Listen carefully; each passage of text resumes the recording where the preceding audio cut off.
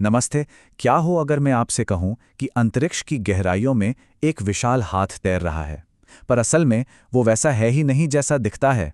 आज के इस विश्लेषण में हम हैंड ऑफ गॉड यानी भगवान का हाथ कहलाने वाली इस बेहद रहस्यमयी और चौंका देने वाली अंतरिक्ष घटना को डिकोड करेंगे। पहली बार देखने पर यह किसी जादू जैसा लगता है, लेकिन जैसा कि हम हमेशा देखते हैं, विज्ञान की कहानी इन दिखने वाले दृश्यों से कहीं ज्यादा रोचक होती है। तो जब पहली बार इस आकृति को देखा गया तो ये बिल्कुल एक चमकते हुए विशाल हाथ जैसी लग रही थी। पर यहाँ एक बहुत अजीब बात है। क्या हो अगर हमें पता चले कि बरसों तक एक बहुत बड़ा रहस्य मानी जाने वाली ये आकृति असल में एक बहुत बड़ा कॉस्मिक इल्यूजन यानी अंतरिक्ष का एक भ्रम हो सकती है। इस एक आकृति ने ब्रह्मांड को देखने की हमारी समझ को पूरी तरह से बदल कर रख दिया है। दरअसल नासा का खुद मानना है कि यह हाथ किसी डॉक्टर के क्लिनिक में रखे एक्सरे जैसा जरूर लग सकता है, लेकिन असल में यह एक फटे हुए तारे से निकले पदार्थों का बादल है। मतलब पहली नज़र में यह बिल्कुल किसी इंसानी हाथ जैसा लगता है ना? लेकिन यहीं से कहानी में एक नया मोड़ आता है और विज्ञान एक बड़ा शक पैदा करता है। अगर यह सच में हाथ नहीं है तो आखिर इतनी विशाल और बिल्कुल हाथ जैसी परफेक्ट आकृति आती कहां से है? तो आइए इस मुद्दे की गहराई में चलते हैं हमारे पहले भाग की तरफ, एक कॉस्मिक मेडिकल एक्सरे। यहां हम एक नेबुला की पूरी संरचना को समझेंगे और इस हाथ को ऊर्जा कहां से मिलती है, ये जानने के लिए हम बढ़ते हैं दूसरे भाग पर, द स्पिनिंग स्टेलर कॉर्प्स यानी PSR B1509-58 के बिल्कुल अंदर। अब यहां एक छोटी सी टर्म समझना बहुत जरूरी है, पल्सार विंड नेबुला। ये क्या होता है? सोचिए कि एक बड़ा तारा सुपरनोवा विस्फोट में तबाह हो गया। उसके बाद जो उसका बेहद घना और भारी कोर बच जाता है ना, वही इस पूरे गैस और धूल के बादल को ऊर्जा देता है। और इस विशिष्ट नेबुला को ऊर्जा देने वाले इस बचे हुए मृत तारे को हम PSR B1509-58 या छोटे नाम में सिर्फ B1509 कहते हैं। और इस तारे की ताकत का अंदाजा बस इस एक अंकड़े से लगाइए, 7। अंतरिक्ष में तैरता ये घना कोर एक सेकंड में, हाँ सिर्फ एक सेकंड में लगभग 7 बार अपनी धुरी पर घूम जाता है। जरा कल्पना कीजिए उस रफ्तार की। इतनी तेज गति पर घूमने वाले एक विशाल तारा लगातार कितनी भारी मात्रा में ऊर्जा और कणों को अंतरिक्ष में फेंक रहा होगा। चलिए इस पूरी प्रक्रिया को एक आसान क्रम में समझते हैं। पहला कदम, एक विशाल तारा एक भयानक सुपरनोवा विस्फोट में फट जाता है। दूसरा कदम, उसका बेहद घना कोर यानी पल्सर वहीं पीछे रह जाता है। तीसरा कदम, ये पल्सर अपनी इस तेजी से घूमने की वजह से लगातार कणों की एक तेज हवा, जिसे पार्टिकल विंड कहते हैं, बाहर फेंकता है।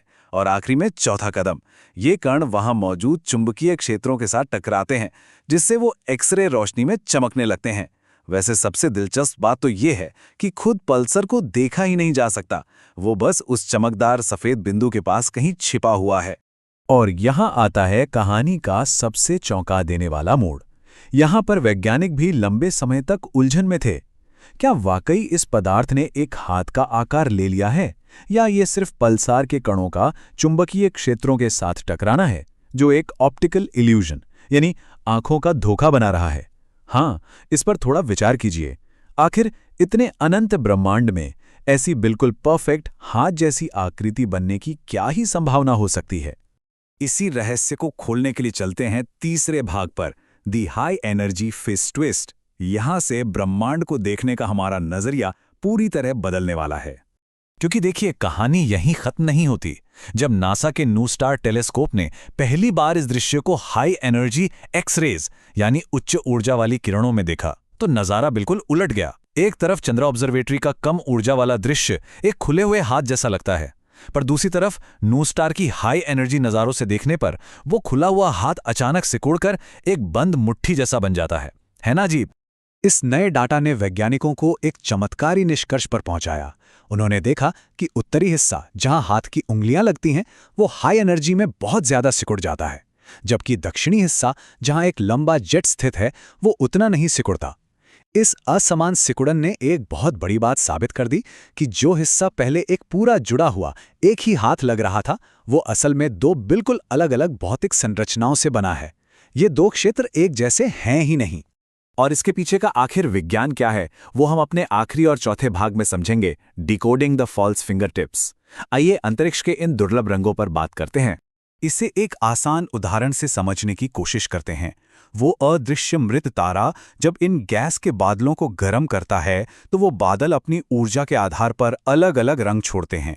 चंद्र टेलीस्कोप कम ऊर्जा को लाल और हरे रंग में पकड़ता है, वहीं नू स्टार जो बेहद उच्च ऊर्जा को पकड़ता है उसे नीले रंग में दिखाता है। तो हम जो ये रंग देखते हैं वो असल में वहां रंगा हुआ कोई पेंट नहीं है, बल्कि ऊर्जा का बिल्कुल सटीक नापा हुआ स्तर है। और अब आती है सबसे हैरान कुन बात, जिसे ज्यादातर लोग बिल्कुल अनदेखा कर देते हैं।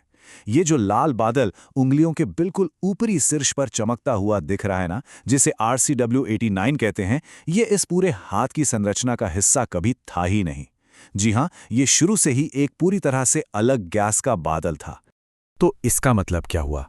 खगोल वेदों का मानना है कि पल्सार की तेज हवा बस दूर स्थित इस अलग गैस के बादल को लगातार गर्म कर रही है, और इस गर्मी की वजह से ये बादल कम ऊर्जा वाली लाल रोशनी में ठीक उसी जगह पर चमकने लगता है जहां बाकी हाथ का रूप खत्म होता है। इन दोनों चीजों का एकदम ठीक जगह पर होना बस एक अजीब सा इत्तेफाक है जो मिलकर आंखों को धोखा देने वाला ये एक विशाल ऑप्टिकल इल्यूजन पैदा करता है। तो इन सब बातों से आखिर क्या समझ आता है? अगली बार जब भी आसमान की तरफ देखकर इन तारों के बारे में सोचा जाए तो हमेशा याद रखना चाहिए, ब्रह्मांड जैसा दिखता है वैसा शायद ही कभी होता है। इस हैंड ऑफ गॉड ने हमें सिखाया है कि हमारी आंखें और हमारा डेटा भी कितना बड़ा धोखा दे सकते हैं। अगर इतनी विशाल आकृति बस एक छलावा हो सकती है तो जरा सोचिए, इस अनंत ब्रह्मांड में ऐसी और कितनी चीजें हैं जो असल में सिर्फ एक भ्रम है। इसी विचार के साथ आज का ये विश्लेषण यहीं समाप्त होता है।